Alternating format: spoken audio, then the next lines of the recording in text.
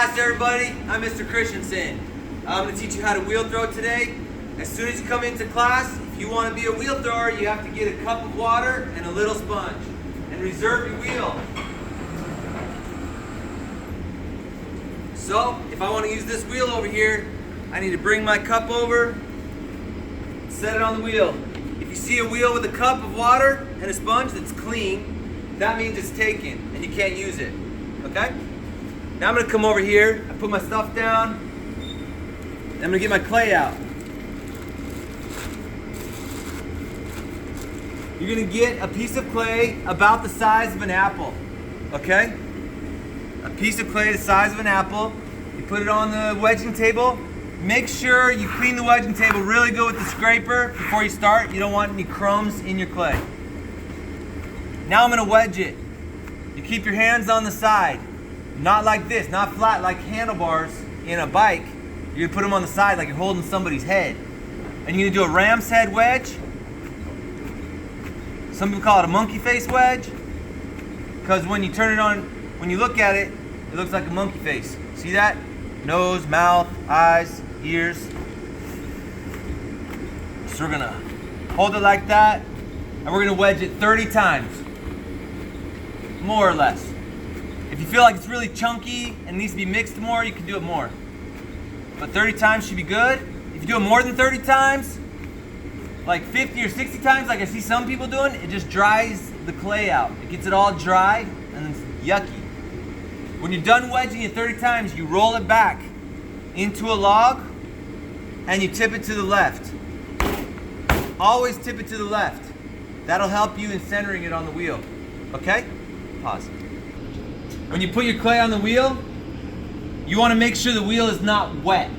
So don't take a sponge and wash the wheel and then try and stick it. It's just going to slide off. It can be a little bit moist, like that. That's not slippery. You're going to put it in the middle. You don't have to throw it hard. You want it to be right in the middle of these rings. And then you're going to seal it down all the way around, so that water cannot get underneath it and make it slide off. Then you take your little sponge with water, half full, and that's going to go in your right hand in your top 3 fingers. Okay? This hand, your right hand, is going to go on top, and the bottom, the blade of the hand, is going to touch the top of the clay. Your left hand, the heel of the hand, is going to touch the clay. Both elbows are going to be in and down, like this. Not out and not up. Elbows are really important here. So elbows in and down like this. Your body is as close to the wheel as you can get it. I can't get any closer. Okay? I don't care if you're a girl or a guy. You're going to get as close as you can to the wheel. Now you're going to start the wheel. You want it going medium speed. This is fast speed. You're going to go half of that. Right there. Now look, I took my foot off the wheel, off the pedal. So it's just going to keep going like that. It's not like a car where you take your foot off, it slows down. You take your foot off and keep it going the same speed. Now I can just focus on my hands. My left hand goes on the side, my right hand goes on top. My hands are touching. My elbows are down and in. Are you writing this down? Now I'm pressing evenly to the center.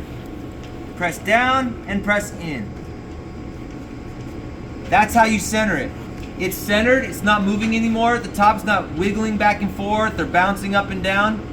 But when I feel it with my finger, oh, I feel a vibration down here at the bottom. It's a little bit bumpy. So I gotta take that out. What I do is called wheel wedging. I'm gonna push it down till it's about 2 inches thick. See that, how I made it lower and wider?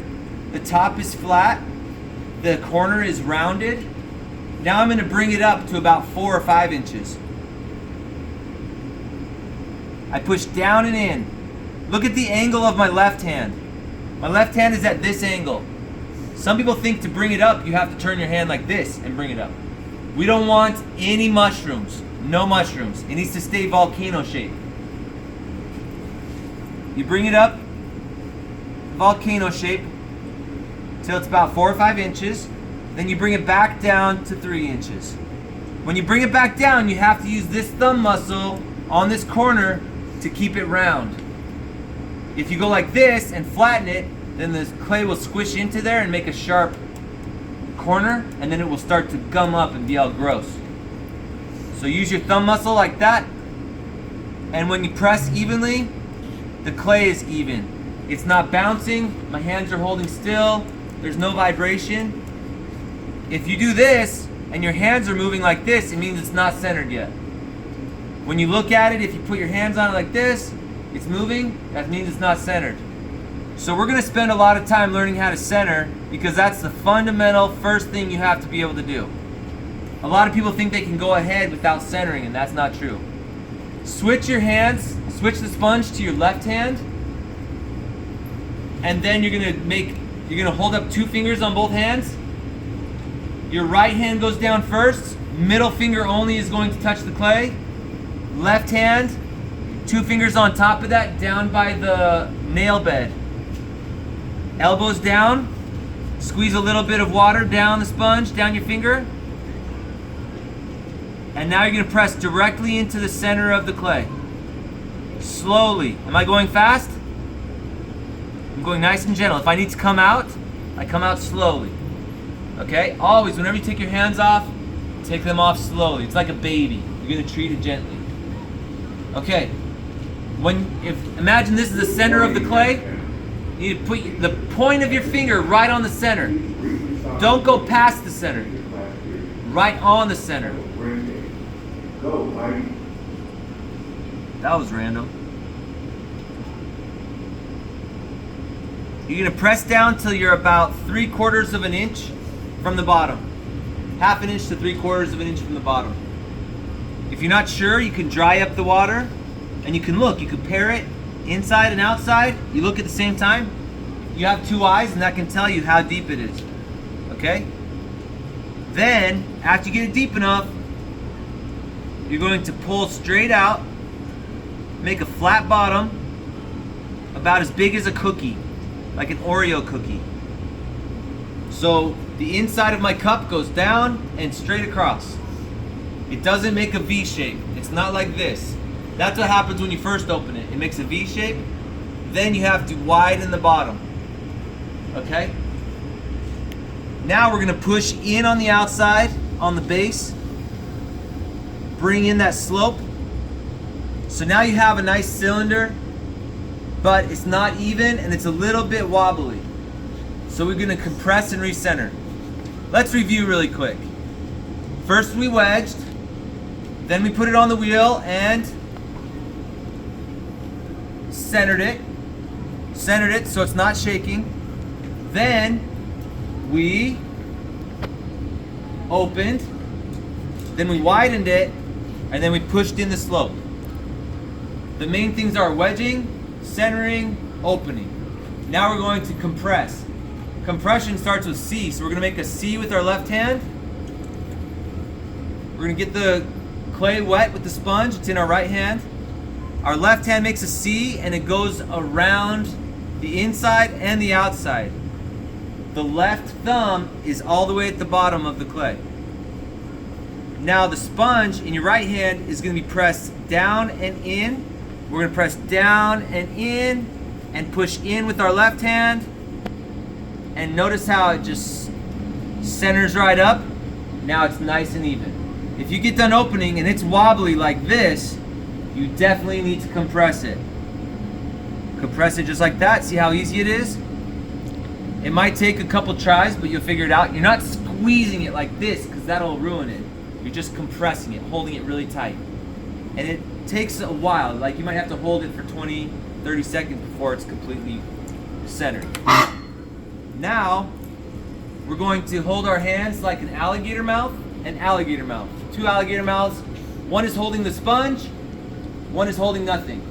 We put our left alligator mouth that's holding nothing inside the pot with our thumb on the outside.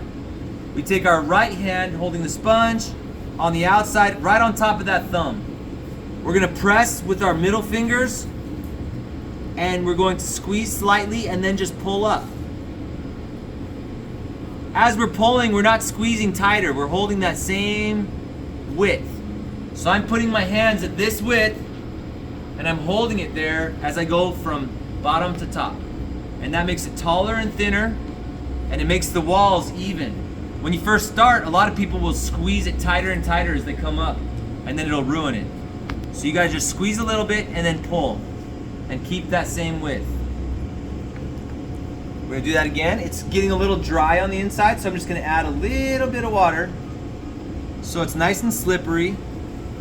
I have a wet sponge on the outside. I start by pushing in at the bottom, make an indent, and then I can pull that indent to the top. Nice and easy. This is moving a little fast. I like to slow it down when I start to pull tall and thin. So I'll just slow it down a little bit. About that slow. And you just go with what feels comfortable to you. If it's still going too fast for you and you feel anxious when you're doing this, then it's going too fast. You shouldn't feel anxious at all. You should feel nice and calm. This is a good form of meditation for a lot of people, even me.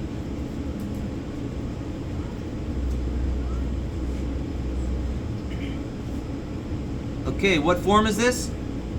A pyramid? Cylinder, good job. We make a cylinder to make almost everything we make on the wheel. We first learned to make cylinders.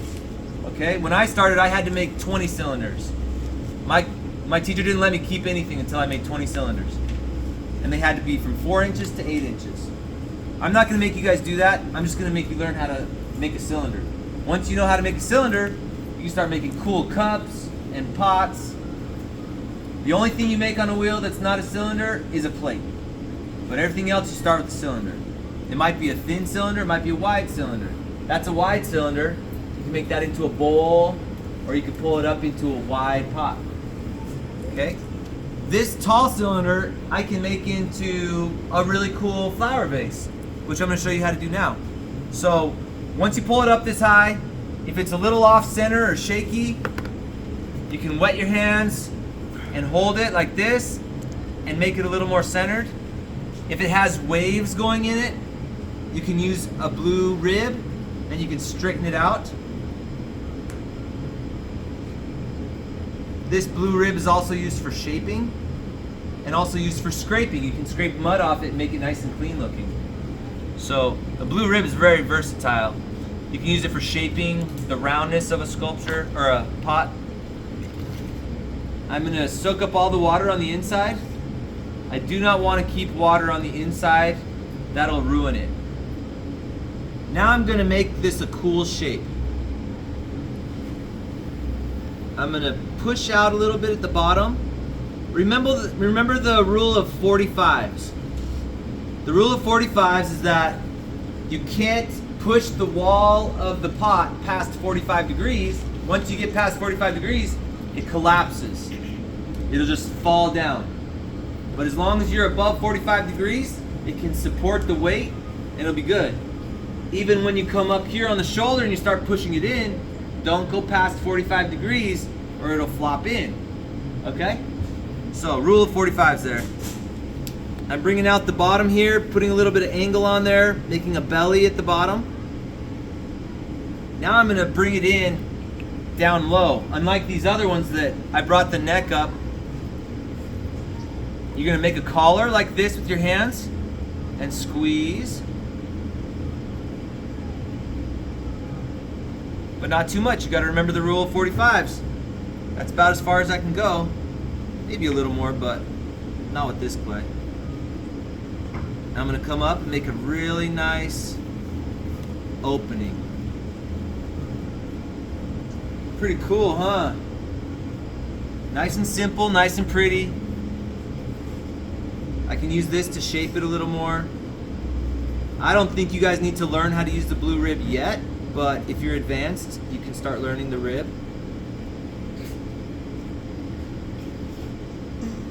So there, make a nice curve in the neck. The top has a little bit of a unevenness on the top, and that'll happen a lot of times. So we just take a needle tool and we hold it like this, about 1/8 of an inch to 1/4 inch below the top. You draw a line and then you push in slowly and cut that and lift. You don't have to lift it super fast, you can lift it slow and it's fine. There, now I have a nice, even, flat top. I have some mud on the outside I can clean off. And the last thing I do is I use a clay turning tool to trim the bottom.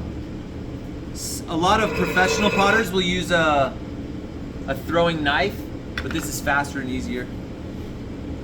One of my former students taught me this. When he was a senior, he just started using this tool and I was like, wow, that's way easier. So now it's all we use to trim the bottom of our pots when we're done. Notice how I start higher than where I want to trim and I go down and in. Don't start on the outside and push in or it'll push that clay up onto your pot. Okay, pause. We're going to slice the bottom with the wire tool. Oh, first we're going to clean this wheel head with the small sponge. Just like that, really quick. We take the wire tool, we put it between our pointer finger and our middle finger. We wrap it around our pinky. We put our thumbs down, stop the wheel, push down, and pull through. Okay? We're gonna leave it like that until we blow dry it, and then we can take it off. Give this to somebody else. We take our mud and our water and our tools.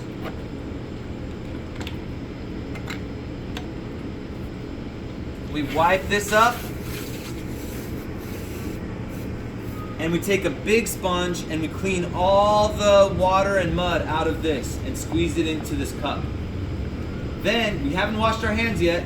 After we've cleaned all this up, including the edges of the basin, don't want to leave any mud there, including the floor if there's spots on the floor, we come over to the sink.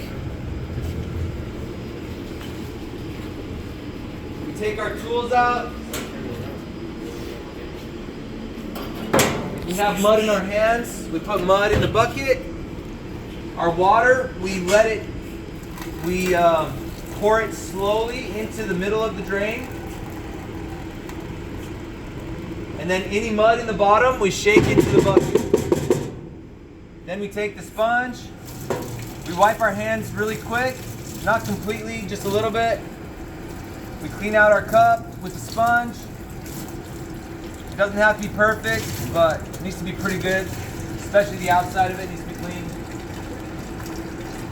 Then we wipe off our tools as much as we need. Really quickly, there's other people waiting for us.